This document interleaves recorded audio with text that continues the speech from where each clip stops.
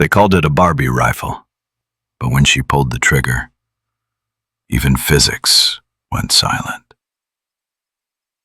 The Arizona desert sun scorched the Camp Liberty firing range. In a faded uniform, a small woman lay a pink metallic Barrett rifle on the bench. Laughter erupted everywhere. 30 Force Recon Marines roared in mockery. One of them went live on camera. "Watch this, guys. Barbie sniper's about to humiliate herself." No one knew that in less than 20 minutes, none would be laughing anymore. Arizona. Morning at Camp Liberty sounded like a song made of wind and sand. The sky was sharpened blue like a polished blade. Sunlight swept across the red ridges, throwing long shadows over the dry yellow range. The only sounds were the metallic gear clinks, the slings tightening, and the barked call of, "Ready on the line!" Then came another sound. Laughter. High, sharp, and cruel. 30 Force Recon Marines stood in formation, laughing hard at the sight before them. Sarah Dalton, a small woman with faintly trembling hands, setting her Barrett XM501R on the steel table. It wasn't black. It wasn't desert tan. It was shimmering pink, a color that did not belong here. "You sure that's not from your daughter's toy chest?" Gunnery Sergeant Cole Ramirez bellowed, his voice roughened by cigarettes and pride. Some Marines tried to hold back grins. Others pulled out phones, ready to capture the viral moment. Across the line stood Corporal Jenna Hale, callsign Marine Barbie, blonde hair tied high, phone streaming live to thousands. "All right, family, today we've got a civilian Barbie sniper who thinks she can outshoot Force Recon. Grab your popcorn." The whole range erupted in laughter. Confident, proud, thoughtless. And Sarah stood still. No flinch. No retreat.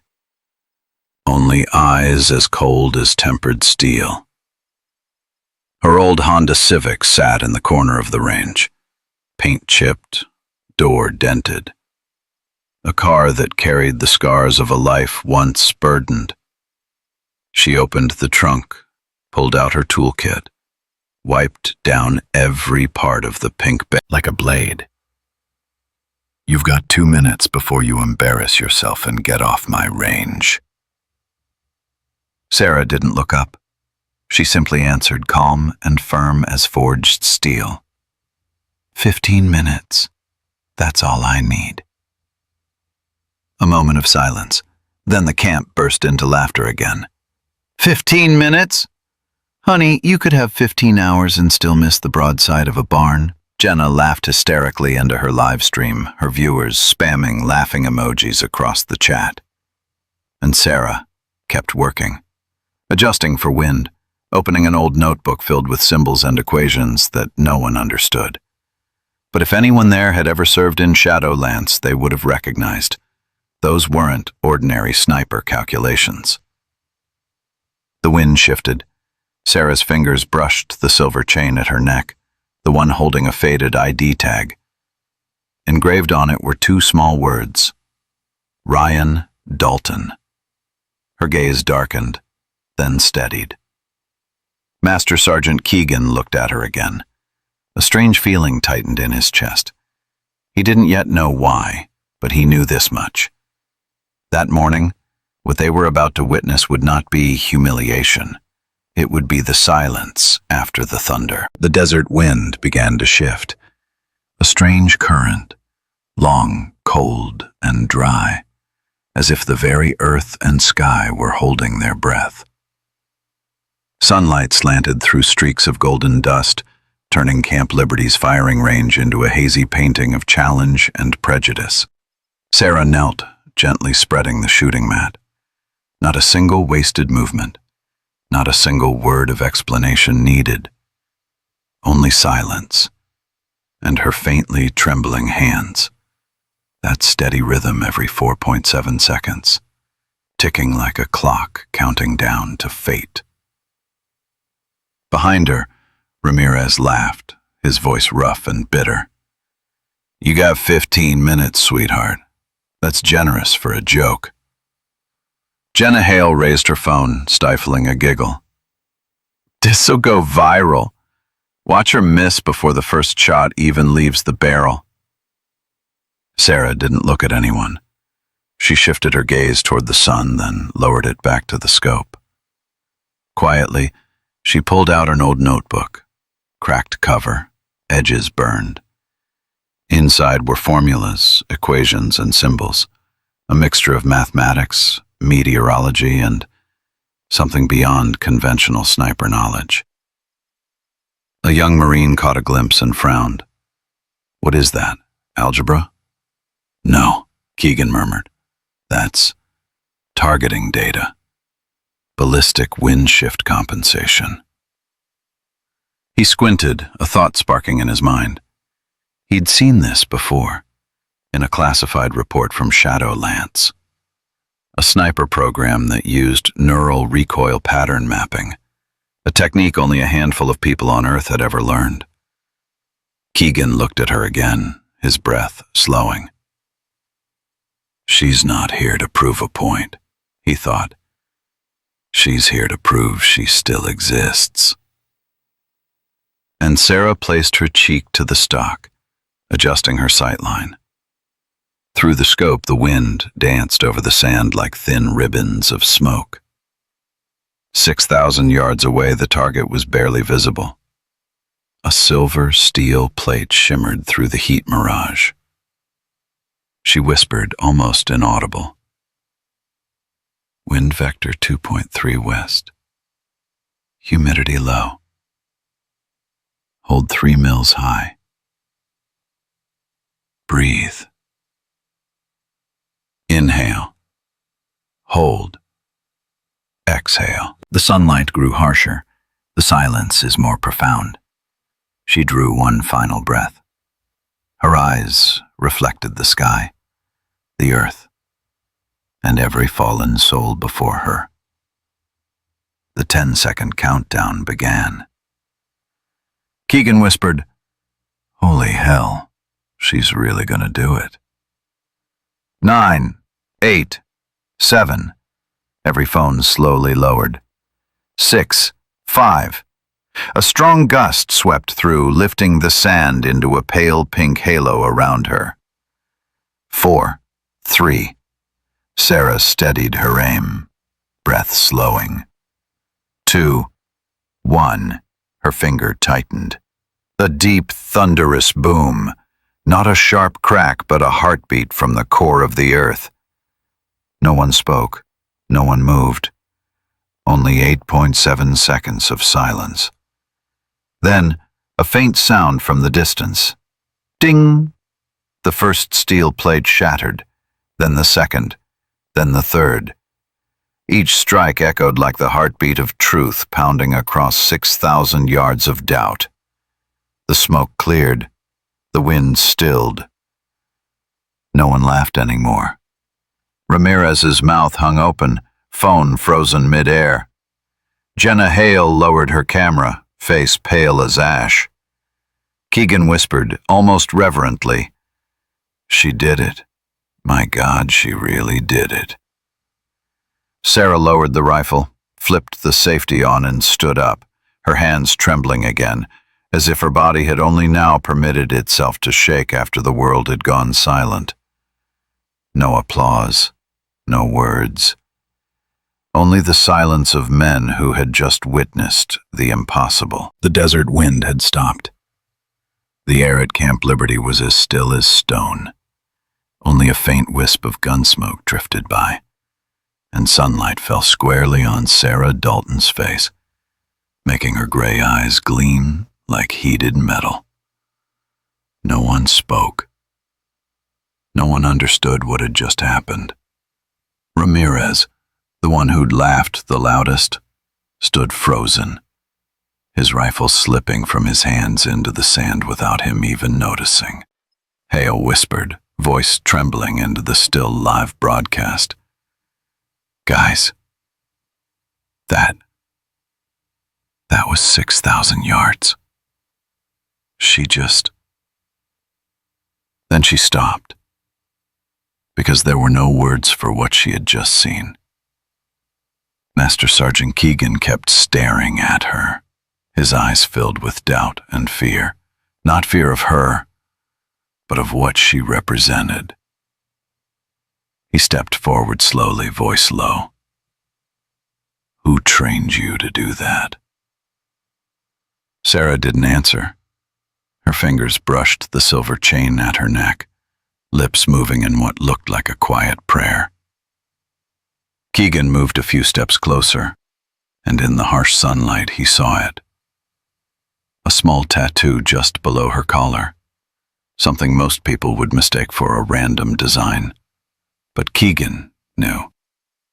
It was the insignia of Shadow Lance, a covert unit that had operated in Helmand, Afghanistan in 2019.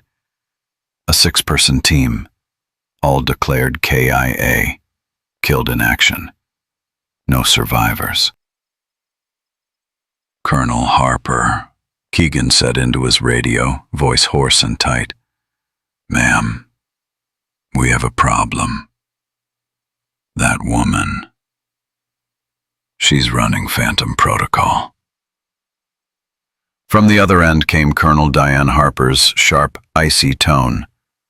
"That's impossible, Sergeant. Shadow Lance was wiped out 8 years ago." "Then you'd better tell that to the ghost standing on my range." Right then, the first sound broke through the silence. Thup, thup, thup. Not birds. Rotors. Helicopter rotors. But not the familiar sound of a Huey or an Osprey. Lower, faster, sharper, and unmarked. Keegan looked up.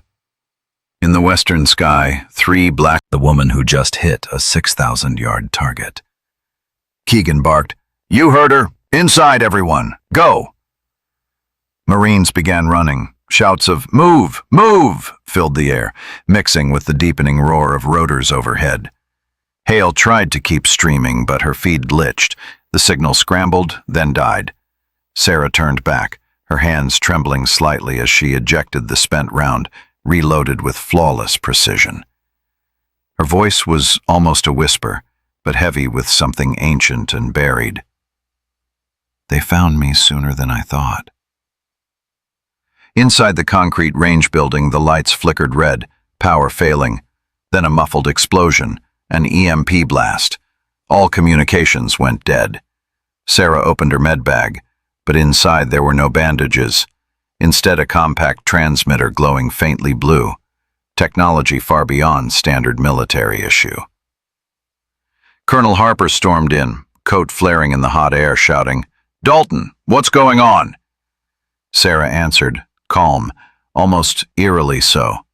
"In about 60 seconds, a Black Ops team will breach this building. No insignia, no orders. They're not here for you." "Then who are they after?" Sarah looked her dead in the eyes. "Me."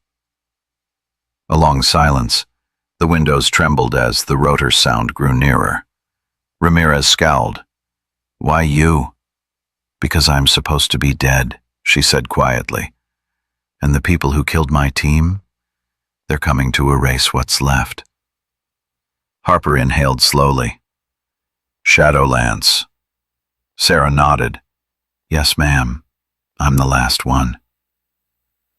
Keegan took a step back, eyes wide. "God help us."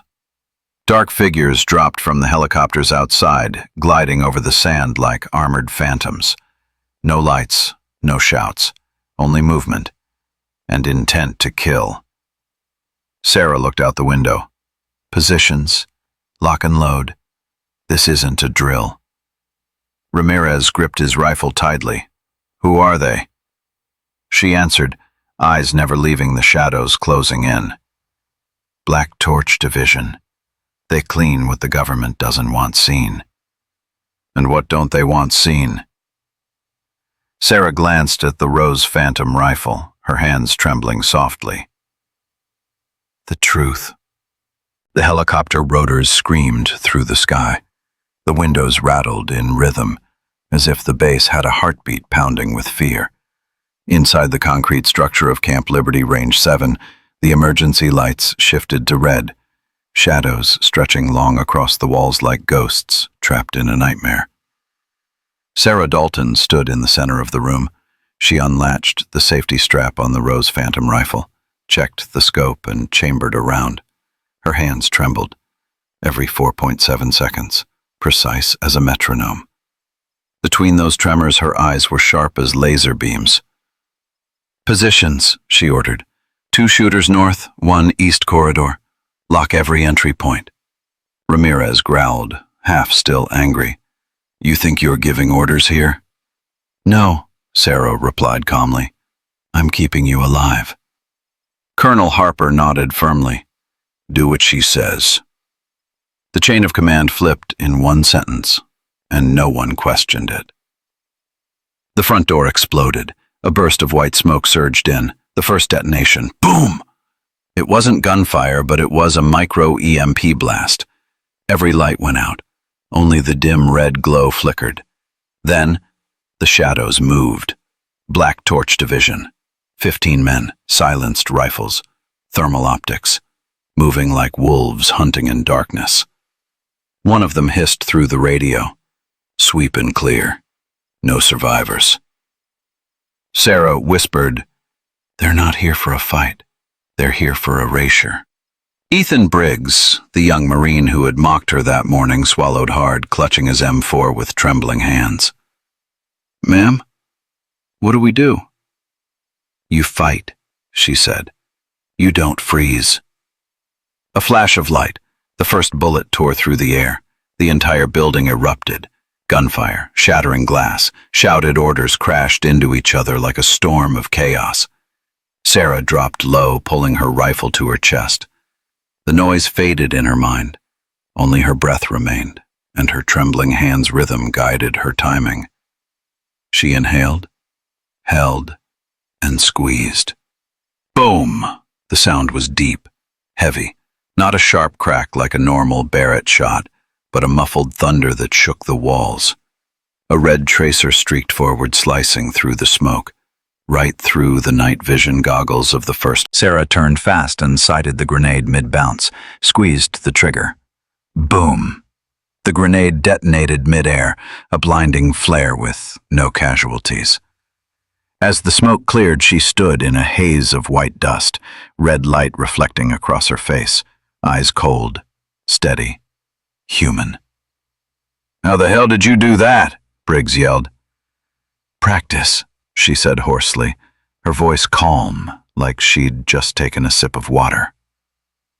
The firefight lasted 6 minutes, but for them it felt eternal. Gunfire, smoke, gunpowder and adrenaline fused into chaos. Black Torch, elite, precise, merciless, but they weren't prepared for this. A woman they thought was dead, fighting like a ghost from their own deleted files. "East corridor clear," Ramirez shouted. Keegan dropped the last hostile and turned to her. "Last one's falling back." Sarah said nothing. She fired one more shot, through the smoke, through a thin wall, and the fleeing target dropped. His radio hit the floor, sputtering static.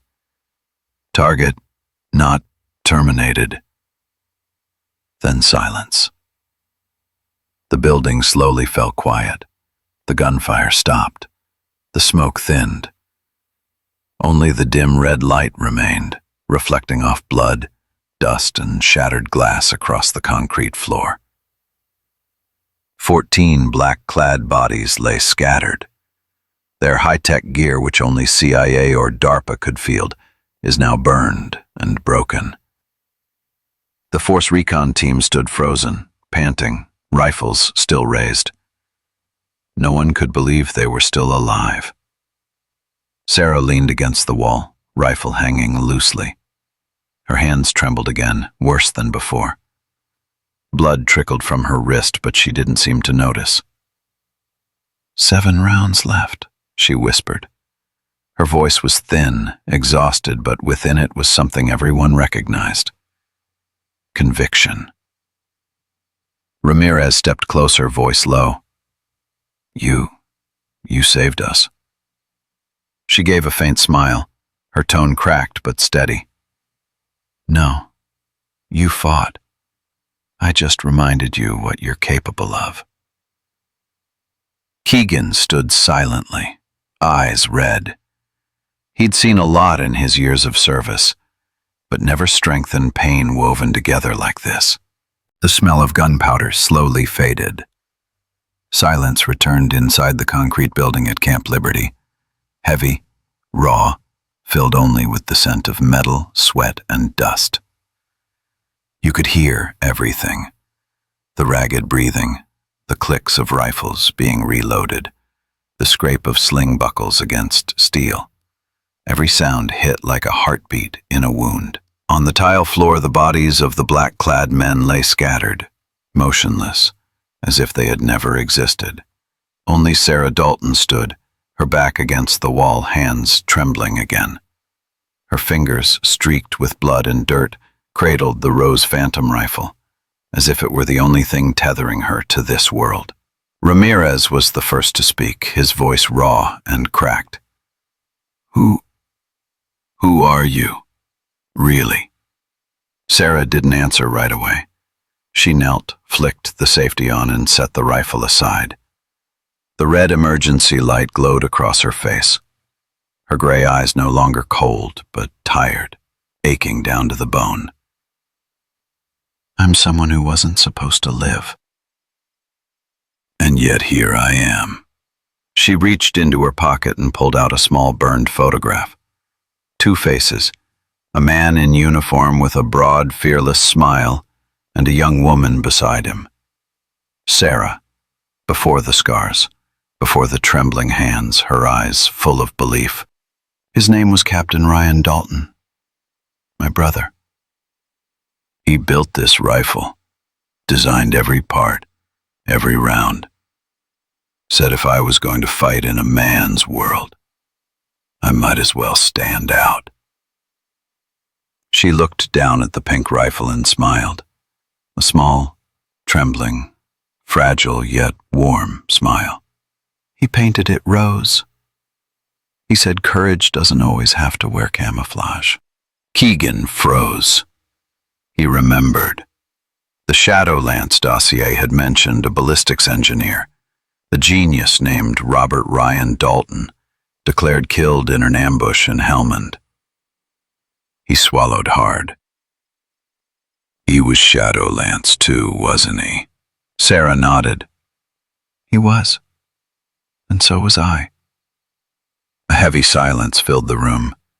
Even Ramirez, the man who had once called her Barbie sniper, bowed his head, unable to meet her eyes.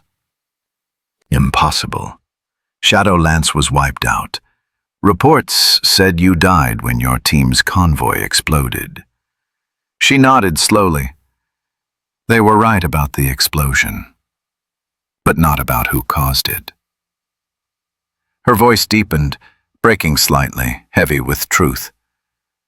Our handler, Marcus Hale, he sold our location for money.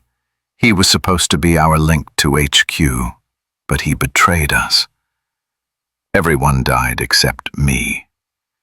I spent the next 5 years erasing his trail, until he sent those men to erase mine.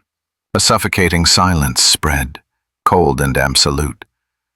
Reynolds lowered his eyes, his hands clenched behind his back. Harper whispered, barely believing her own words. God Almighty, the betrayal was real. Ramirez spoke softly, guilt thick in his throat. And we laughed at her. Sarah smiled faintly, not with anger, but with quiet grace. It's all right, Sergeant. You didn't know. None of you did. But you fought, even when you were scared. That's what matters. Keegan looked at her, his voice trembling with emotion. "You saved us. All of us." "No," she said gently. "You saved yourselves. I just reminded you what honor sounds like when it stops being a word and starts being a choice."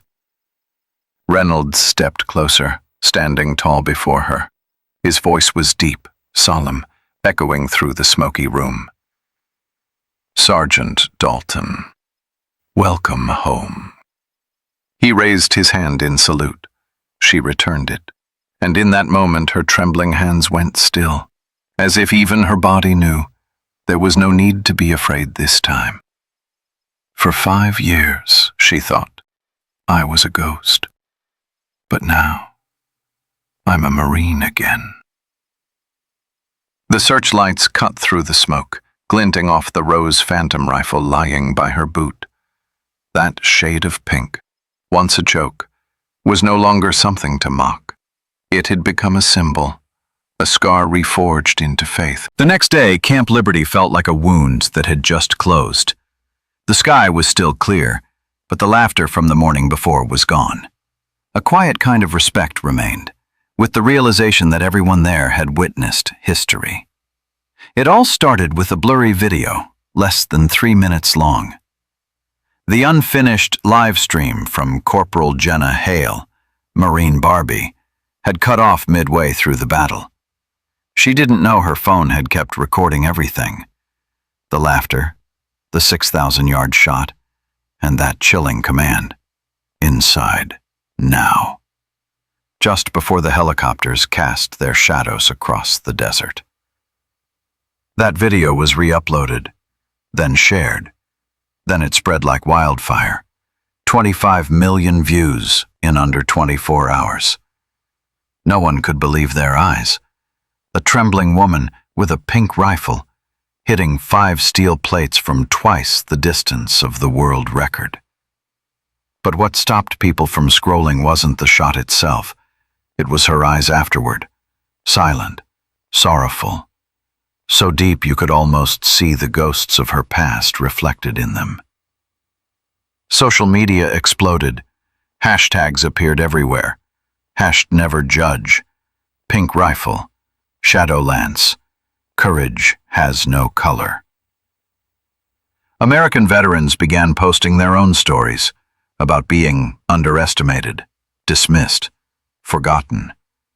One female veteran from Texas wrote, "They laughed at me for shaking when I talked about combat trauma. But watching her, I realized, trembling doesn't mean weakness. It means you survived." Within days, the pink rifle stopped being just a story. It became a movement. A wave spread nationwide, through bases, schools, and VA hospitals. People began holding their heads higher, sharing their stories, and rediscovering a respect that was long lost. Meanwhile, Sarah Dalton said nothing to the press. No interviews, no speeches. She stayed on base, helping with inventory weapons, training young recruits in marksmanship. Reporters hunted for her, but she avoided cameras. She didn't want to be a viral phenomenon. She just wanted to do what she'd always done best, teach others how to stand tall. One morning, Ramirez entered the armory where Sarah inspected the Barrett's barrel. His arm time, she didn't need to look beautiful. She was heard because of her heart. Then, the big news broke. The Military Counterintelligence Bureau confirmed the arrest of Marcus Hale, a former CIA operative, captured at a private airstrip in Denver. The seized laptop was filled with classified files on the Shadowlance program, proof of the betrayal buried for 8 long years. All 6 team members' names were restored. They were posthumously honored with the title, Valor Beyond Service. And a new monument was raised at Arlington National Cemetery, engraved with the words, "For those erased by silence, yet louder in truth." That day, Sarah stood quietly among the white marble rows. Beside her were Colonel Harper, Ramirez, Keegan, and Jenna. No one spoke. They only listened to the American flag snapping in the wind. Sarah knelt before the headstone bearing the name Captain Ryan Dalton. She placed her hand against the cold engraving. "You said it, Ryan," she whispered. "If I was going to fight in a man's world, I might as well stand out." Tears fell, but she didn't wipe them away. The wind passed softly like her brother's voice in the breeze. "You did, kid. You stood out." Final shot.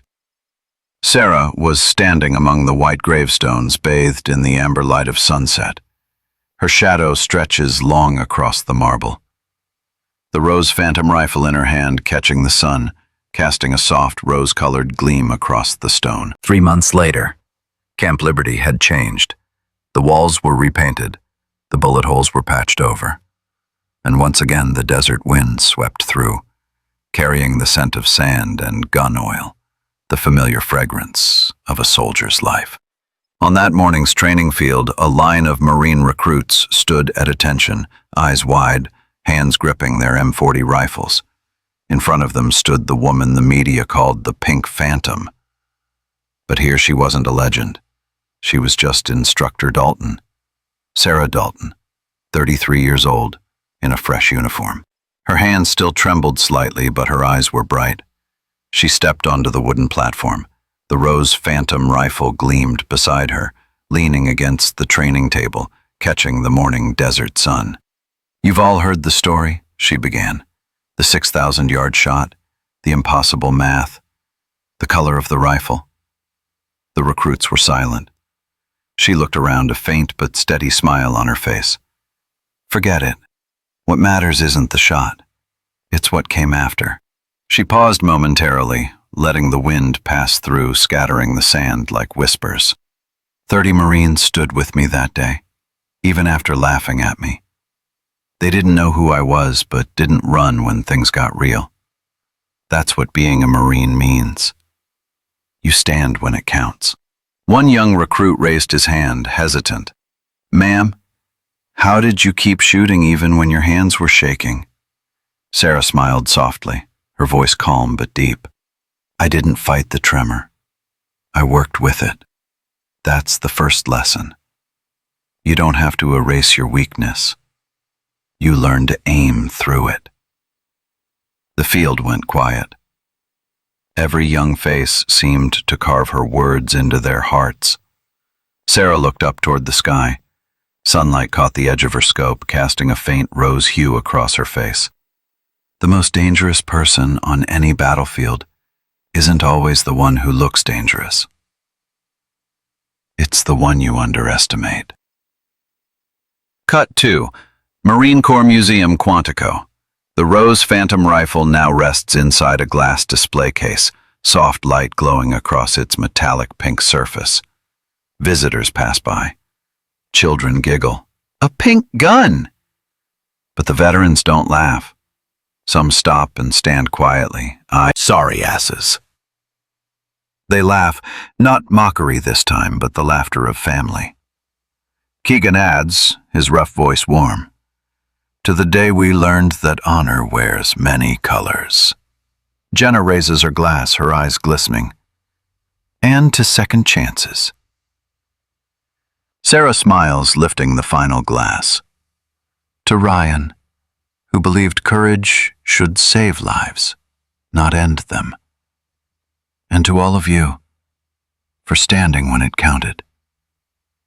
They clink their glasses. Beer foam spills gently over. Sunlight pours through the window, striking the Rose Phantom rifle in the glass cabinet nearby. The metallic pink gleams with the gold of sunset, like a flame that never dies. That night, after everyone had gone, Sarah stayed behind. She walked to the display case and looked at the rifle. Her hand rested softly against the cool glass. A single tear fell, but it was a tear of peace. "You were right, Ryan," she whispered. "Courage doesn't have to be loud. It just has to last. She turned away, her footsteps echoing lightly across the floor, blending with the distant sound of the flag flapping in the wind outside. A young Marine walked past, stopped and tilted his head to read the small plaque beneath the rifle. The Rose Phantom Rifle. In memory of those underestimated.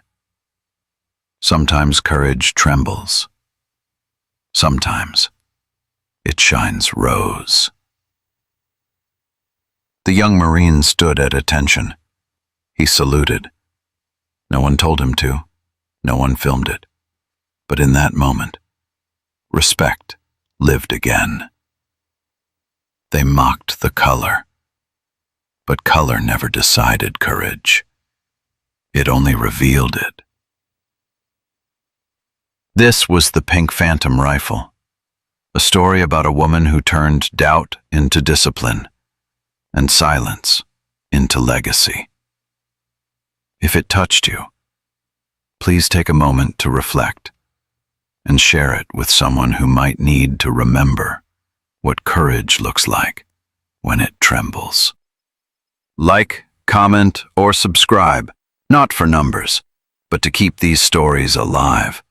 The stories that remind us what it means to stand when it counts. Deep life tales, because some stories aren't just told,